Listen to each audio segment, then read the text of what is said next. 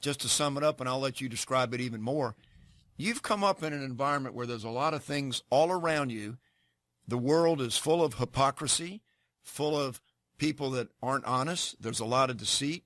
There's a lot of things of that nature out there that you just don't like whatsoever. You know it's not godly, and you want to not be part of that. Is that a fair statement? Yes, that's a very fair and accurate statement. Okay. What I'm going to connect here is this.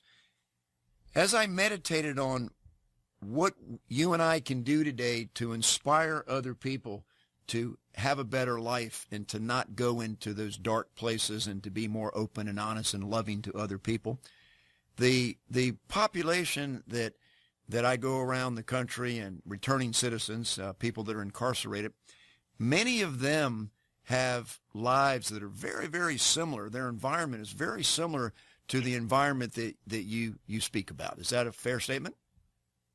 Yes, I honestly think that's a fair statement you just made, yes. Okay, so here's what I'm trying to say.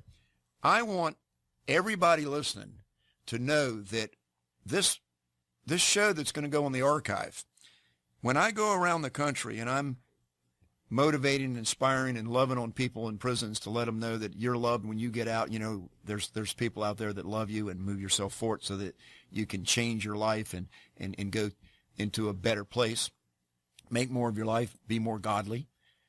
I will be telling people this is a show that I want you to listen to, because Thomas McRae understands the environment that you are going back to, the one that you came from. And this is going to be one of my best shows to connect with people. A lot of my shows are giving them ways that they can read more and change and learn things and things of this nature, etc. But this show is going to be a really great connecting point for them to know that Right Thinking Foundation understands. I connect with people. I communicate with people. And Thomas McRae is one that on this show, he's going to talk to you about what you can do to not go back to a life and be part of that anymore, and how to get beyond that, to get above that. So, Thomas, let me read a couple of your poems real quick here, and then you pick whatever you want to talk about, okay? There's a woman in your life named Virginia Bell, and you wrote this in loving memory to Mrs. Virginia Bell.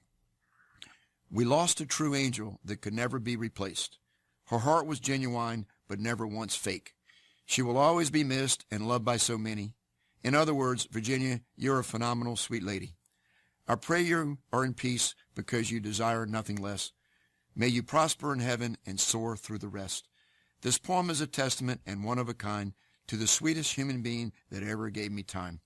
I appreciate and acknowledge having you as a friend, because in the end, you will always be kin. We lost a true angel, and I'm hurting inside. My condolences to the family, but now she is alive. That's a beautiful, beautiful sentiment, Thomas. What would you like to tell us about your relationship with Mrs. Bell? Well, Miss Virginia Bell, she was a co-worker of mine who I've known for many years. I worked for the New York City Housing Authority. Those of you who don't know what that is, that's basically affordable and low-income families that lives in, I guess you would say, basically short, low-income apartments and stuff like that in the city of New York. And my job is maintenance and field work, as in electrical, plumbing, caretaker, which is another term for porter, and so on and so forth. But she worked in the office. Now, Miss Virginia Bell, like I was saying, is a very sweet, beautiful, loving, nurturing person. She died from cancer a few years ago, and it really went to the core of my heart, because I've gotten to know her family, her grandchildren, her husband, Mr. James, and her mother, who's still alive to this day. And she has always been more genuinely nice and nurturing to me than most of the people I grew up with or people I've related to. And that touched me in many ways, because when you grew up in an environment where you love people who didn't really love you back, you spend a lot of your time looking for that love, to reciprocate it, to receive it. And she was one of the few people who just reached out to me instantly. And I'll never forget her, because she's always been, I would like to think, a guardian angel in my eyes. So that's who Miss Virginia Bell is to me. Very nice. Now, Listen to My Words is another poem that you sent me, and I'd like to read that because that brings out a lot about your life also. Listen to my words while I express my pain. July 29th was the day I became. 6 years later, my heart became plagued. Why do you think I walk with my shame? Maybe it's because my father said some things, and till this day, I'm still emotionally chained. I remember his words like the 10 Commandments. Thomas, you're an accident, so why did we have you? 19 years later, I'm his #1 dude, and all I really want is his happiness to bloom. In other words, brothers, be a better man, because without love, how can we still stand? Listen to my words while I express my shame. For now and forever, my blood type is pain. Thomas, you are a descriptive, deep, emotional writer. You really are. Tell me about your life in regard to what I just read. Well, first let me just say I love my father dearly. He worked his butt off to make sure my brother and I had a place to live, clothes on our back, food in our belly. So I'll never say anything bad about him. But when we were smaller, him and my brother, they were playing dozens. You know, that's the game where people make jokes about each other. And I guess I might laugh a little too hard for my brother's jokes. So he got angry, and then he said those words, I was an accident, and he don't know why they had me, referring to him and my mother. And people don't realize, but as much as a physical blow hurts, a verbal attack, especially when it comes from someone that means a great deal to you, it can leave a scar. And as I gotten older, it doesn't hurt quite as much, but it always left an impression on me. And it makes me feel like, you know, you have to keep your guard up, be mindful of what you say and do, because you don't want to never put yourself in that predicament to be hurt again. So when I wrote that poem, I was in a pretty angry, hurt, and bitter place. Now, like I said before, I love my father. We still, to this day, have a very good relationship. We worked out a lot of issues, but that was the time in my life where I took a really major blow, and it still, on occasion, it comes back and bothers me, but not to the point where I'm angry, just to the point where I want to have kids of my own and make sure I don't make the same mistake he made and leave that type of emotional impasse into my kid's spirit and mind. So that's where that poem came from. You know, Thomas, I said that we've got a lot more in common than what people might know yet, but I wrote a magazine article for Connect 10 magazine in May or so, and I shared that I had an experience with my father where, I didn't go in his house or talk to him for 20 years almost. I mean, I saw him at family events, but he was like an uncle, not a father.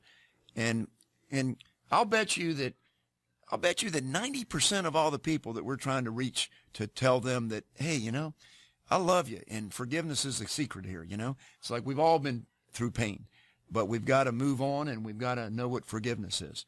We've got to give forgiveness. And so, I mean, that's kind of the theme that we're speaking about here, is that there's a lot of hurts from when we were young, but we don't want to let them hold us back now from knowing what the Lord's got in store for us, do we? No, you definitely don't want to hold a grudge, because truth is, some people, it doesn't really bother them. Like, I have an old saying from my grandmother on my father's side. It makes no sense being angry with people or holding a grudge, because not most. Half the people you're angry with, they don't care. And then the other half, they're not even aware of it. So all you're doing is hurting yourself. There comes a point in your life where you have to learn to forgive and forget. Or at the very least, forgive and move past it and try to be better, do better, and want to accomplish more in life and inspire your kids to want to do the same thing as you. You should never keep a chip on your shoulder, because it's just, life is too short. And the time you spend being mad, you could accomplish 100 other things. That's great advice. I've heard more than a few sermons on the subject that a person that doesn't know how to give forgiveness, it's themselves that they're causing the most pain to. Let me introduce some scripture today. I always like to bring in some scripture. The scripture that I chose for today, that after I read a few of these, they're all the same, by the way. I'm just going to read different versions of them just to make a point. I think that you're going to connect to this. Let me do it. It comes from Romans chapter 12, verse 2. It's about renewal of the mind. So I'm going to read about 5 different versions, New International Version, and then I'll just tell you which one it is. And then I think this is kind of like a setting a tone here. The New International Version. Do not conform to the pattern of this world, but be transformed by the renewing of your mind. Then you will be able to test and approve what God's will is, his good, pleasing, and perfect will. Same thing in the New Living Translation. Don't copy the behavior and customs of this world, but let God transform you into a new person by changing the way you think. Then you will learn to know God's will for you, which is good and pleasing and perfect. The English Standard Version. Do not be conformed to this world, but be transformed by the renewal of your mind, that by testing you may discern what is the will of God, what is good and acceptable and perfect.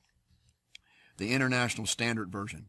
Do not be conformed to this world, but continuously be transformed by the renewing of your minds, so that you may be able to determine what God's will is, what is proper, pleasing, and perfect. The last one I'll read is New American Standard. And do not be conformed to this world, but be transformed by the renewing of your mind, that you may prove what the will of God is, that which is good and acceptable and perfect. I got to read one more. This is from an Aramaic Bible in plain English. And do not imitate this world, but be transformed by the renovation of your minds, and you shall distinguish what is the good, acceptable, and perfect will of God. So Thomas, that kind of sums up a lot of stuff that we both believe, doesn't it? Yeah, it honestly does. It's just interesting, though, how people can allow their pain, their misfortune, dictate their lives, and that's not how it should be. You should allow that to motivate you and inspire you to look for a better way. Because there's more to life than hanging around the corner or, rolling the dice with your friends or smoking a joint or whatever people are doing out there it's just not helping them personally. You should allow your environment not dictate who you are, but let it inspire you to try to be the best person you possibly can. So instead of hanging out with the person you know is out there selling drugs or robbing people, don't be with them, but go and use their lives as an example to transcend. And, go try to get your GED if you don't have a high school diploma. Go fill out applications for work. This way you can find jobs. And do more constructive and positive things. Even if you join the gym and work out and the boxing, take up the boxing classes, karate, whatever. Just find something constructive with your life and take that first step to give yourself meaning and fulfillment. Don't just accept that there's bad things around you and that's what you're meant to do is bad. Because in my personal belief, I don't think nobody really are bad people. You got some bad people, but for the most part, I think people are good. They just mess up. And it doesn't have to be that way. If you're motivated and you feel like you could accomplish something and there's a goal in your life that you want, just go ahead and go out there and try to get it, because life is too short. And you gotta fight for what you want in this world. You can't just expect anything and everything to be handed to you. Thomas, what I love about what we're doing is that I want to tell the listeners right now, when you get to know Thomas through his books and through his poetry, and if you're blessed like I am to have conversations with him, you're going to find out that he's just not talking. He's just not putting out a lot of words and sounding good. He's living what he's talking about. What he just said, and he can amplify this. For all of us that have had it rough and that have a chip on our shoulder and are living with anger and lack of forgiveness, it's so easy to explain why you're irritated with things and why you're angry. But it's not so easy to let it go and move forward. But I tell you, once you do, your life is going to open up, because when you turn to the Lord, it's going to be different for you. I was telling my wife just yesterday, I came up with a real simple little example. I read Napoleon Hill. I'm very involved with the Napoleon Hill Foundation constantly. And there's an expression in Napoleon Hill books all the time, that thought without action is not going to be towards success. You're not going to have success without taking action. And Thomas has taken action, and we're gonna spend